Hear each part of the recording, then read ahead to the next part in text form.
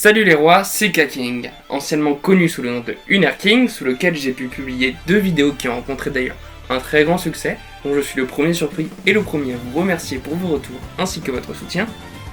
J'aimerais continuer la série commencée, les chroniques de Kaking, mais par peur d'épuiser tous mes sujets trop vite, je compte essayer un tout nouveau format. Ici, on va aborder l'avenir de certains personnages, plutôt que déterminer le futur de la série, comme je l'avais fait dans ce thread, qui est en épinglé sur mon Twitter. Je compte cette fois-ci m'attarder sur des cas bien plus spécifiques. Hunter x Hunter est une œuvre riche par sa grande diversité de personnages et la complexité de leur comportement, si bien qu'il devient difficile de traiter de leurs actions futures. Aujourd'hui, on va évoquer le cas d'un personnage supposé avoir un rôle très important dans le manga, car il s'agit notamment d'un des 4 protagonistes de l'œuvre, Leorio. Beaucoup mis de côté par son auteur, car celui-ci s'est focalisé sur Gon et Killua dans l'arc Grid Island et Chimera Ant, Leorio et Kurapika ont été put on the bus, mis dans le bus, procédé d'écriture visant à écarter les personnages de l'intrigue. Dans les arcs suivants, Leorio n'est mis à l'œuvre que lors des élections présidentielles de l'association Hunter, où il provoque un véritable raz-de-marée. Il frappe Jin en public, l'un des membres du Junichin, très populaire dans l'association. Ceci a pour effet de retourner la vie publique contre ce dernier. A contrario, Leorio récupère une popularité folle, qui va lui permettre d'arriver en finale contre le GOAT Pariston. On apprendra plus tard qu'il s'agissait d'une manipulation de la part de Jin pour bloquer Pariston. En fait, il a fait exprès de ne pas éviter le coup pour rendre Leorio populaire. Donc cette popularité va lui permettre d'intégrer le Junichin, qui est en manque de membres avec la disparition de Jin et Pariston, ayant rejoint les Hunter esclaves et donc Beyond. Il ne restait donc plus que la place du rat et du porc, respectivement tenus par Pariston et Jin. Cependant, on ne sait toujours pas si Leorio se trouve être le rat ou bien le porc. Tout d'abord, il faut savoir que selon l'astrologie chinoise, le rat et le porc sont des animaux complémentaires. Alors que le jaune et le marron sont signes de malchance pour le rat, ces mêmes couleurs sont signes de chance chez le porc. Pourtant, c'est bien Pariston qui porte toujours du marron et du jaune, montrant qu'il aime jouer avec les mauvais signes comme défiant les cieux, ce qui correspond parfaitement avec sa psychologie. Bon, maintenant on arrive à un souci. Kurapika et Leorio ne sont absolument pas déguisés, ils portent en continu des costards cravates, donc pas de réelle couleur. La seule chose qui va nous permettre de déterminer qui est qui, c'est le comportement. Et peut-être qu'en sachant quel est le signe de Leorio, on va pouvoir mieux comprendre le personnage et inévitablement mieux prédire son destin. Tout d'abord, le caractère type du porc est celui de la générosité, de la concentration, de la perspicacité et du sérieux. C'est un être qui met toute son énergie pour chaque tâche, peu importe le niveau de difficulté. Ceci correspond parfaitement avec le caractère de Leorio. Il est intelligent, où il suffit de voir son talent de négociation. Il comprend vite et n'hésite pas à faire des choix. Il connaît ses objectifs et est quelqu'un qui ne renoncerait devant rien pour aider, voire sauver ses amis, grâce à sa générosité sans limite.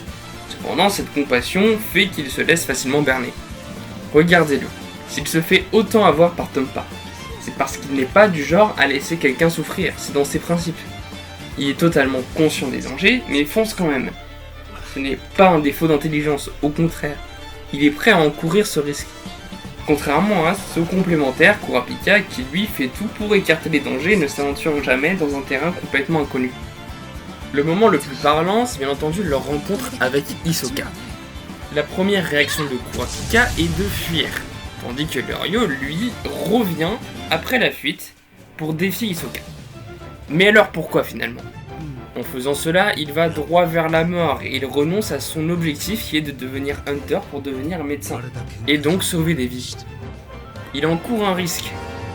Ce risque encouru lui paraît désuet par rapport au fait de laisser en vie Hisoka qui est un meurtrier. Il va donc tuer des gens que potentiellement lui va sauver. Il ne peut pas laisser Hisoka en vie, c'est contraire à sa morale. Laisser Hisoka en vie, finalement, c'est tuer plein de gens. Vous n'êtes pas encore convaincu ? Eh bien pour vous convaincre que Leorio est bel et bien le porc, rien de plus simple. Il suffit de vous convaincre que Kurapika est le rat. Tout d'abord, le caractère type du rat. C'est un fragile, il a facilement peur et fait tout pour éviter le danger. Alors dit comme ça, difficile de penser à Kurapika. Mais développons. Le rat est rusé, il est gentil, sensible aux émotions des autres, très têtu. Vous verrez rarement un rat admettre d'avoir tort. S'acclimate facilement à un nouvel environnement, mais manque cruellement de couilles. Kurapika manquait de couilles ? Un mec qui affronte carrément la brigade fantôme ? C'est pas là où je veux en venir. Contrairement à Leorio, comme je l'ai dit tout à l'heure, Kurapika ne s'aventurait jamais dans un terrain inconnu. sans aucune maîtrise de la situation. Il doit connaître tous les millimètres, tous les mouvements, toutes les caractéristiques possibles de ce qui l'entoure avant d'être un minimum confiant. C'est écrit dans son aide, la matérialisation. Selon Hisoka, les gens de ce type sont constamment nerveux. Je trouve que cette description correspond mot pour mot à Kurapika. Dernier argument. Dans l'astrologie chinoise, il y a une hiérarchie entre les signes. Le rat est le plus haut placé, le cochon le plus bas. Cette hiérarchie s'est décidée lors d'une course, dans laquelle le rat est arrivé en premier, en se servant du bœuf, en se cachant dans son oreille pour arriver devant l'empereur avant lui, en sautant au moment de la ligne d'arrivée. Sur qui Kurapika s'appuie avant de se lancer dans la guerre de succession? Eh oui, c'est bien Misai Storm, le bœuf, l'une des personnes en qui il a le plus confiance. Le porc, lui, est arrivé dernier, car il était trop occupé à aider les autres, notamment son pote, le chien, soit Shidol, qu'il aide dans l'infirmerie du Black Whale, et celle qui le supervise désormais dans ses études. Bref, dites-moi ce que vous en pensez dans les commentaires. Selon vous, est-ce que l'Oryo est bien le signe du porc? Je vous mets un lien en description. Il y a beaucoup trop de similitudes pour tenir dans une seule vidéo. Si vous lisez le texte et les paragraphes du site sur lequel va vous mener le lien, vous allez directement penser à chaque phrase à l'Oryo. C'est assez frappant et troublant. Maintenant, vous allez vous demander, oui mais concrètement cette information, qu'est-ce qu'elle nous apporte? Eh bien, ça confirme déjà la personnalité de l'Oryo et celle de Kurapika par la même occasion. Ensuite, on a tout un recueil de compatibilité et de mauvais signes à étudier. Remettons-nous maintenant dans le contexte. L'Oryo est dans le Black Whale. Dépassé par son travail, ne dort plus beaucoup, voire pas du tout, avec Shidol. Togashi ne nous les a pas montrés plus que ça, mais connaissant le comportement de l'Oryo, il va rester avec Shidol qui va avoir besoin de soutien, et d'autant plus avec la guerre qui se prépare. Ainsi, il se trouve passif de l'intrigue. Ce n'est pas lui qui agit sur l'intrigue, c'est l'intrigue qui agit sur lui. Ce n'est pas lui qui va aller vers elle, mais l'intrigue qui va arriver jusqu'à lui. Impatient, pas comme les autres. Première possibilité, il va devoir sauver la vie d'un des membres du Junishin. Un combattant donc, soit Misai Storm, soit Wotobai, blessé lors d'un combat contre la brigade ou l'un des clans, notamment le clan Ei. Mais je pense qu'il s'agira de la brigade. Il les connaît et donc va inévitablement réaliser leur présence sur le bateau. Premier réflexe naturel, quoi, ils sont là pour Kurapika? Leur objectif, Hisoka, personne en dehors des clans de la brigade ne le connaît. Peut-être que d'ici là, cela va s'ébruiter et arriver jusqu'aux oreilles du Junishin, mais cela m'étonnerait. Comme on peut le voir au chapitre 380, Misai Storm réalise la présence de la brigade sur le Black Whale. Il se met naturellement à penser que leur objectif se trouve être Kurapika, mais décide de ne pas le prévenir car ce dernier est beaucoup trop préoccupé avec la guerre de succession et être au courant de leur présence pourrait venir perturber sa mission.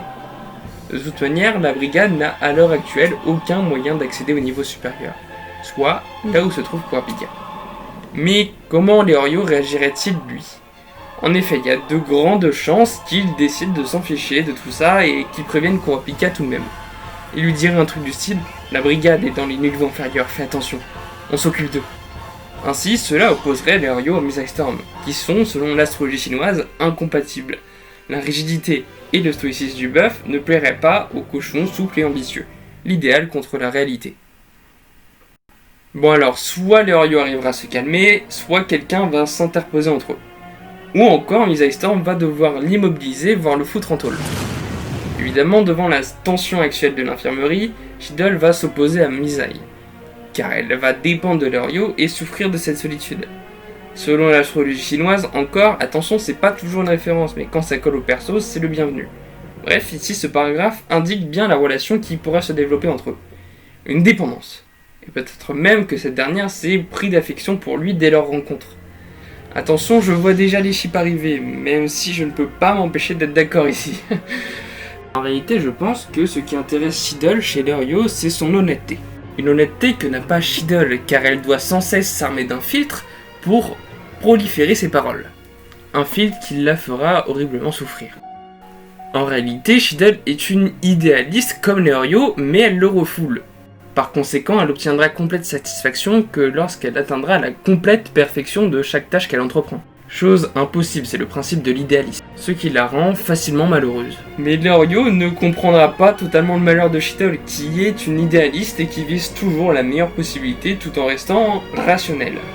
Bien qu'elle soit la présidente, elle n'aura pas d'autorité sur Misai, qui sera d'ailleurs certainement le vice-président, mais surtout un élément essentiel pour conserver l'ordre sur le bateau.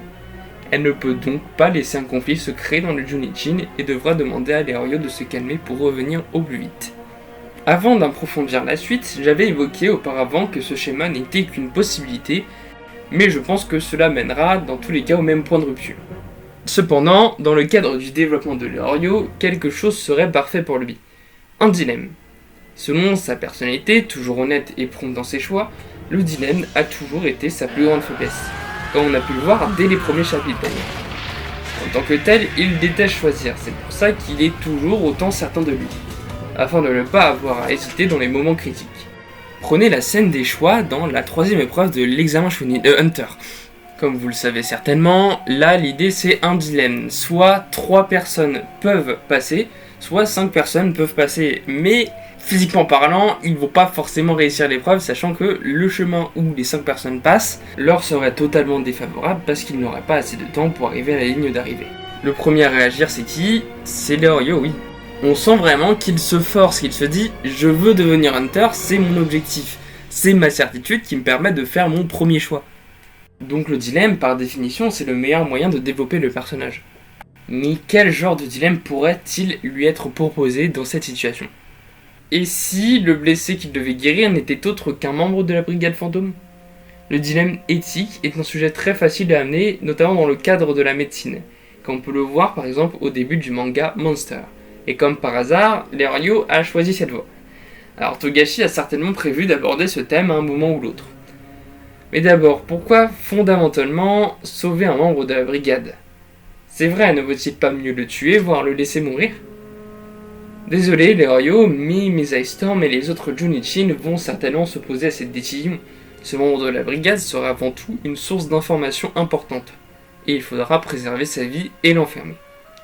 Bon, Leorio, haïssant la brigade, pourrait faire exprès de le faire mourir en l'opérant de manière discrète. Et c'est en ça qu'on va pouvoir y trouver un dilemme éthique incroyablement psychologique. Soit Leorio le tue, ce en quoi je ne crois pas, mais ça pourrait apporter quelque chose de formidable à son développement, soit la honte, la culpabilité qu'il va ressentir à la clé, le poussant à révéler son acte ou encore forcer Kurapika à préserver la brigade pour pas qu'il ressente la même chose que lui, voire se battre contre lui pour le forcer à ne pas le faire. Kurapika perdrait à l'issue de ce combat, à mon avis, vu la force de Leorio qui a même été confirmée par le Grand Jin lui-même. Soit il le sauve, mais la honte, la culpabilité de l'avoir sauvé va l'enrager et va peut-être même se mettre à haïr encore plus la brigade après, quitte à abandonner son rôle de médecin pour les éliminer. Ce serait alors avec cette possibilité-là qu'il se ferait enfermer, rejoignant l'autre scénario. La prison serait le lieu parfait pour faire réfléchir ce dernier. De plus, dans les croquis du chapitre 400, on a pu voir ce qui semblerait être un parloir de prison. Donc à l'issue de ce dilemme, forcément qu'il ressentirait une certaine honte, ce qui fait le dilemme en soi. Pour moi, le membre de la brigade blessé serait Nobunaga ou encore Finks et Feitan, car on les a vus théoriquement se battre dans le chapitre précédent. Je penche plus sur Nobunaga qui lui est le membre de la brigade détestant le plus Kurapika pour avoir tué Uvo. Je pense que Leorio va le sauver et discuter avec lui. Il lui révélera que sa cible en question n'est pas Kurapika, que s'il est sur le bateau, il sera le prochain sur la liste, et qu'il lui trancherait la tête lui-même. Pour appuyer encore plus fort, c'est totalement le style de Nobunaga, il pourrait dire un truc du style. Ainsi, ce sera comme si c'était toi qui l'avais tué. Cela accentuerait la haine de Leorio qui viendrait possiblement faire cavalier seul pour tuer la brigade. Ce ne sont pas les possibilités qui manquent, alors finalement, vers où se dirigerait le développement de Leorio ? Quitterait-il l'infirmerie, le Junichin, pour exercer sa vengeance ? Cela m'étonnerait, mais quand il y aura l'occasion de frapper, il le reconnaîtra et n'hésitera pas, ça c'est une évidence. Mais en tout cas, à l'heure actuelle, il a plus d'intérêt à rester auprès de Shidle et compléter sa formation le plus vite possible. Cependant, quand ça va éclater, donc dans pas longtemps, probablement au niveau des 3 semaines de voyage, Leorio devra faire son choix. Il y a de grandes chances qu'il défie la brigade pour de bon, voire qu'il arrive à faire régner l'ordre dans le Black Whale, comme pour faire un running gag avec sa popularité involontaire. Mais en soi, je pense qu'une grosse phase de son développement va se trouver sur le Black Whale. Maintenant, il n'a pas encore de réel intérêt à aller sur le Dark Continent en tant que tel, mais Togashi n'a pas encore de raison de le put on the bus, comme il a pu le faire avant l'arc Grid Island. L'intrigue actuelle n'a pas encore pour finalité le Dark Continent, mais seulement le nouveau continent. Ainsi, pour faire venir les personnages sur le continent caché, Togashi a tout intérêt à trouver une méthode discrète pour déplacer l'intrigue. Cependant, un événement futur, encore plus probable que tout ce que je viens de citer, va certainement arriver dans le futur du manga. En effet, il y a de fortes chances que les Ryo en viennent à sauver la vie de Kurapika, son meilleur ami. On a bien conscience que Kurapika est dans une mission suicide. Ainsi, les Ryo seraient la clé pour sortir Kurapika de cet enfer.